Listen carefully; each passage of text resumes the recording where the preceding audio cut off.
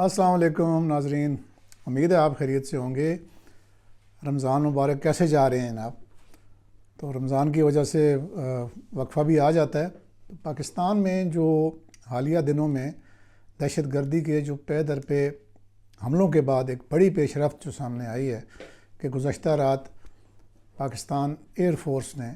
افغانستان کے اندر دہشت گردوں کے متعدد ٹھکانوں کو نشانہ بنایا۔ تو آج ہم اس ویڈیو میں کوئی جذباتی قسم کی باتیں نہیں کریں گے، کوئی تکے بھی نہیں لگائیں گے، بلکہ یہ سمجھنے کی کوشش کریں گے کہ یہ کارروائی کیوں ہوئی، کیسے ہوئی، یہاں تک نوبت کیسے پہنچی، اور کیا یہ پاکستان کی افواج کا اچانک رد عمل تھا یا یہ مکمل انٹیلیجنس بیسڈ اور پری پلانڈ آپریشن تھا، اور اس کے بعد اب ہمارے اپنے ملک میں اس وقت کیا صورتحال بن رہی ہے۔ یہ سارے سوالات ہیں، ان کا جائزہ لیں گے۔ تو سب سے پہلے میں یہ واضح کر دوں کہ یہ کوئی 2 گھنٹے میں یہ ڈیسیژن نہیں لیا جاتا کہ ادھر سے ایک واقعہ ہوا، یا لوگ کہتے ہیں کہ جی کرنل صاحب کی شہادت ہوئی تو اور فوراً یہاں سے جہاز اڑے اور بمباری ہو گئی۔ تو جدید جو دور ہے اس میں جو عسکری کارروائیاں ہوتی ہیں یہ مہینوں کی نگرانی اور ground intelligence, signals intelligence, drone surveillance اور جو پالیسی سطح کے جو فیصلے ہوتے ہیں ان کے بعد یہ کارروائی ہوتی ہے۔ یعنی ہم 1965 یا 71 کے دور میں نہیں رہ رہے کہ اس زمانے میں بھی جو ہے بہرحال پائلٹس کو کوآرڈینیٹس دیے جاتے تھے، مگر جو ہتھیاروں کی جو کیلیبریشن ہوتی ہے اور ہوا کی رفتار ہوتی ہے اور ٹیکنالوجی کی جو حدود و قیود ہوتی ہے، اس کی وجہ سے جو پائلٹس کے جو ٹارگٹس ہیں ان میں کوئی 10-15 ڈگری کا فرق آ سکتا تھا۔ آج جو ہے وہ صورتحال بالکل مختلف ہے۔ آج پاکستان ایئر فورس جو ہے وہ نیٹ ورک سینٹرک وارفیئر کے ماڈل پر کام کرتی ہے۔ اب یہ جو ٹرم ہے یہ تھوڑی آپ کو ڈیفیکلٹ لگ رہی ہوگی، تو اس میں جو ہے میں سمجھا دیتا ہوں یا کوشش کرتا ہوں، سمجھے تو آپ ہیں لیکن بتا دیتا ہوں۔ ارلی وارننگ جو سسٹمز ہیں اس میں ایواکس طیارے ہیں، جدید ڈرونز ہیں جن میں نائٹ ویژن کیمرے ہیں، یہ سب ایک مربوط نظام کے تحت کام کرتے ہیں، اور جو زمین پر ہونے والی ہر ایک جو موومنٹ ہے وہ مانیٹر ہو رہی ہوتی ہے کہ کمپاؤنڈ تو آلریڈی پتہ ہوتا ہے کون سا ہے، لیکن اس میں کون داخل ہو رہا ہے، گاڑی آ رہی ہے، کوئی گاڑی جا رہی ہے، اپروکسیمیٹلی اگر باہر ہیں لوگ تو کتنے لوگ موجود ہیں، یہ سب ریئل ٹائم میں جو ہے نا وہ دیکھا جا رہا ہوتا ہے، اور نہ صرف دیکھا جا رہا ہوتا ہے، وہ اس کو جو ہمارے پائلٹس ہیں جو فائٹر پلینز میں جاتے ہیں ان کو ریئل ٹائم میں ڈیجیٹلی کمیونیکیٹ ہو رہا ہوتا ہے۔ اچھا، پھر دوسری طرف جو ہے وہ گراؤنڈ انٹیلیجنس ہوتی ہے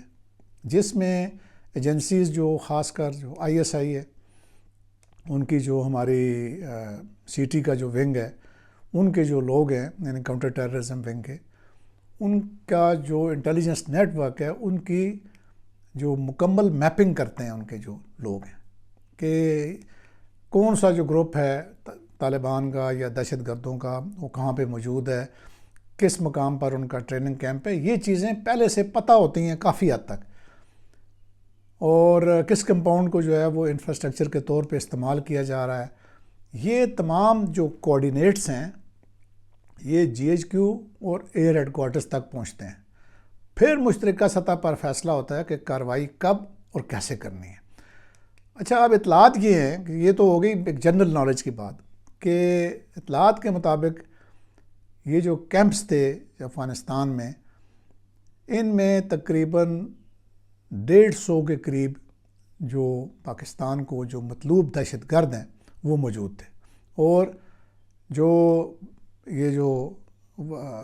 کی ہیں ایئر سٹرائکس کی ہیں اس کے بعد جو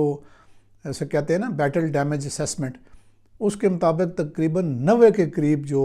ہلاکتیں ہیں ان کی تصدیق ہو چکی ہے۔ اچھا، یہ اعداد و شمار حتمی نہیں ہوتے اور 4-5 دن لگتے ہیں ان کے واضح ہونے میں، مگر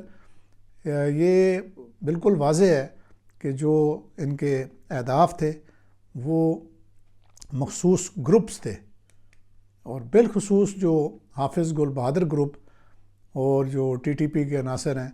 جن میں نور ولی مسعود کا جو دوسرا ٹی ٹی پی کا جو گروپ ہے، اور دیگر کمانڈرز طویل عرصے سے پاکستان کے خلاف کارروائیوں کی جو ہے نا وہ منصوبہ بندی کر رہے ہیں۔ اب یہ تو آپ سب کو پتہ ہے۔ تو اب سوشل میڈیا پر جو ہے نا یہ پروپیگنڈا بھی چل رہا ہے کہ جناب مدارس کو نشانہ بنایا گیا ہے، اس میں بچے ہیں، اس میں عورتیں ہیں، قرآن پاک کی بے حرمتی ہوئی ہے، خواتین اور بچے مارے گئے ہیں۔ یہاں جو ایک بیسک جو بات ہے وہ سمجھنے کی وہ یہ ہے کہ جب جو دہشت گرد جو ہیں یہ اپنے ٹھکانے آبادیوں کے اندر ہی بناتے ہیں، یہ جو گوریلا وارفیئر کہتے ہیں نا، تو گوریلا ایک کہتے ہیں مچھلی کا نام ہے، اور وہ مچھلی ظاہر ہے پانی میں رہتی ہے، تو ان کی جو پانی ہے وہ آبادیاں ہیں، تو یہ ان سے نکل کے یہ کارروائیاں کرتے ہیں پاکستان کے خلاف۔ اچھا، پھر مذہبی مقامات کو جو ہے وہ کور کے طور پہ استعمال کرتے ہیں، آبادی کو، عورتوں کو، بچوں کو کور کے طور پہ استعمال کرتے ہیں، یعنی وہ جیسے کہتے ہیں نا انسانی ڈھال، آپ ہیومن شیلڈ۔ تو یہ لوگ خود جو ہے نا شہریوں کی جانیں خطرے میں ڈالتے ہیں، لیکن جب یہ جو اتنی پریسائز اٹیکس ہوتے ہیں اس میں شہریوں کی لاگتیں نہیں ہوتی ہیں، انہی کے جو ساتھ رہنے والے جو لوگ ہوتے ہیں، جو ان کی فیملیز ہوتی ہیں، ان کا جو بہرحال کولیٹرل ڈیمیج تو کم سے کم رکھنے کی کوشش ہوتی ہوگی، مگر جو صفر نقصان ہے اس کی ضمانت کوئی بھی نہیں دے سکتا۔ جو امریکہ یا چائنا کی بھی جو سوفسٹیکیٹڈ ترین ٹیکنالوجی ہے وہ بھی نہیں دے سکتی۔ تو اور یہ جو چیزیں ہیں دیکھیں، جو جہاں پہ بھی سٹرائکس ہوتی ہیں وہاں پہ یہ کولیٹرل ڈیمیجز ہوتے ہیں۔ تو اصل جو ٹارگٹ ہوتا ہے وہ دہشت گرد کا جو انفراسٹرکچر ہوتا ہے یا جو وانٹڈ لوگ ہوتے ہیں وہ ہوتے ہیں، عام شہری بالکل نہیں ہوتے۔ میں نے کہا یہ چیز ایک صاف کر دو۔ اچھا، اب جو صدر پاکستان ہیں جناب جی آصف علی زرداری، انہوں نے بھی حالانکہ بڑے وہ دھیمے مزاج کے انسان ہیں، اور وہ جیسے کہتے ہیں نا وار کے مخالف ہیں، وہ بیسیکلی وار نہیں چاہنے والے پرسنالٹی ہیں، تو انہوں نے بھی جو اب واضح طور پر کہا ہے کہ افغانستان نے جو پاکستان کی شرافت کا ناجائز فائدہ اٹھایا ہے، اور موجودہ جو حالات ہیں یہ 9/11 کے بعد کی جو صورتحال تھی اس سے بھی زیادہ سنگین ہے۔ تو یہ جو بیان ہے یہ دراصل جو یہ ایک پالیسی سٹیٹمنٹ ہے، اور اس کا جو اشارہ ہے کہ اب جو تحمل اور برداشت کی جو حد ہے وہ ختم ہو کر رہ گئی ہے۔ تو اس کا ایک یعنی پوری صورتحال کا ایک اندرونی پہلو بھی ہے، اور وہ بھی انتہائی عام ہے۔ سرحد پار جو کارروائیوں کے بعد حکومت پاکستان جو ہے اس نے راولپنڈی اور اسلام آباد میں سیکیورٹی کو ہائی الرٹ کر دیا ہے۔ تو اس کا مطلب ہے کہ یہ رش والے مقامات، مارکیٹس، شاپنگ، بازار، عید کی خریداری کے مراکز، سب پر پولیس کی جو اضافی نفری ہے وہ تعینات کی گئی ہے۔ مساجد خاص طور پر وہ جہاں پہ تراویح میں بڑا اجتماع ہوتا ہے وہاں پہ بھی سیکیورٹی سخت کر دی گئی ہے۔ یہاں تک تو یہ ساری بات بہترین ہے، یہ اقدام درست ہے۔ جب آپ دشمن کو بیرون سرحد نشانہ بناتے ہیں تو اندرونی رد عمل ہے اس کا خطرہ بڑھ جاتا ہے۔ تو جو شہری مراکز کو محفوظ بنانا جو ہے وہ واقعی ریاست کی ذمہ داری ہے، لیکن ایک پہلو پر میں بطور تجزیہ ہی کہہ لیں اپنی جو رائے دینا چاہتا ہوں، وہ یہ ہے کہ مجھے اطلاعات ملی ہیں کہ جو بسوں کے اڈے ہیں ان کو بھی بند کر دیا گیا کہ جی وہاں پہ بہت رش ہوتی ہے، تو ان کی مکمل بندش کر دی گئی ہے۔ تو میری رائے میں یہ ایک جو کاؤنٹر پروڈکٹیو ہو سکتا ہے یہ کام۔ تو دہشت گردوں کا تو جو مقصد ہے وہ صرف جانی نقصان نہیں ہوتا بلکہ خوف پھیلانا اور جو معمولات زندگی ہیں ان کو مفلوج کرنا ہوتا ہے۔ تو اگر ہم خوف کے تحت ٹرانسپورٹ سسٹم کو بند کر دیں، جو شہری زندگی ہے اس کو روک دیں یا منیمائز کر دیں، تو ہم غیر ارادی طور پہ دہشت گردوں کے مقاصد کو تقویت دے رہے ہوتے ہیں۔ تو آپ کو یاد ہوگا کہ بسنت کے موقع پر ایک دباؤ آیا تھا کہ اسے روک دیا جائے، کیونکہ ایک بہت بڑا انسیڈنٹ ہو گیا تھا اسلام آباد میں، لیکن حکومت پنجاب نے فیصلہ کیا کہ نہیں، تہوار جاری رہے گا، تاکہ دشمن کو جو یہ چاہتا ہے کہ یہ چیزیں ان کی ساری جو روٹین ہے یہ ختم ہو جائے، ان کو یہ پیغام جائے کہ ہم دہشت گردی کے سامنے نہیں جھکیں گے۔ تو اسی اصول کو یہاں پہ بھی اپنانا چاہیے۔ مارکیٹس کو ضرور محفوظ بنائیں، بس اڈوں پر جو ہے وہ سخت چیکنگ کریں، جو انٹیلیجنس بیسڈ سکریننگ ہے وہ کریں، اور سی سی ٹی وی اور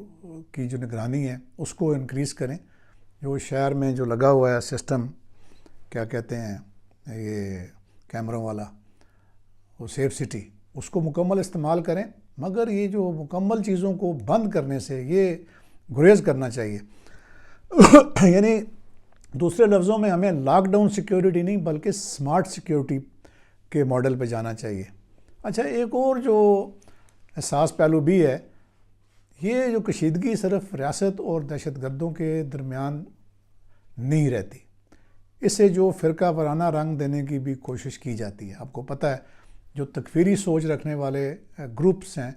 وہ ماضی میں مخصوص ایک گروہ کی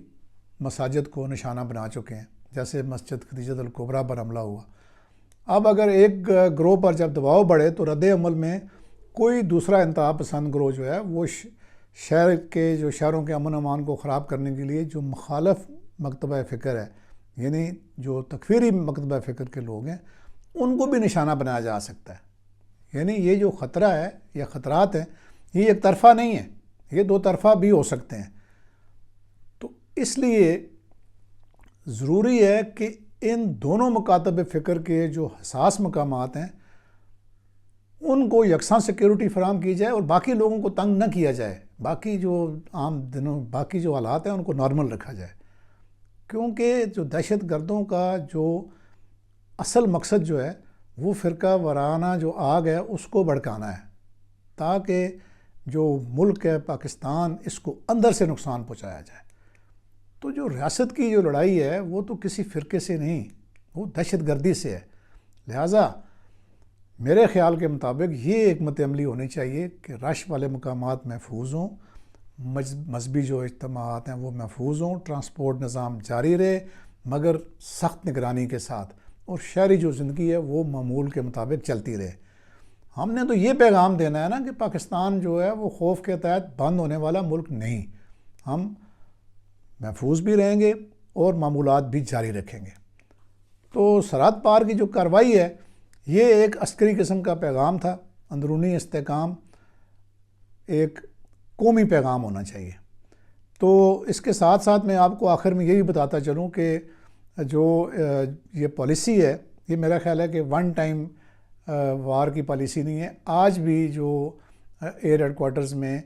یہ بریفنگز اور میٹنگز چل رہی ہیں، اور ہو سکتا ہے کہ جو آج رات آنے والی رات ہے اس میں بھی جو ٹارگیٹڈ جو کارروائیاں ہیں وہ جاری رہیں۔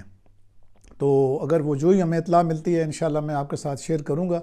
امید ہے کہ آپ کو آج کا یہ جو تفصیلی تجزیہ ہے یہ پسند آیا ہوگا،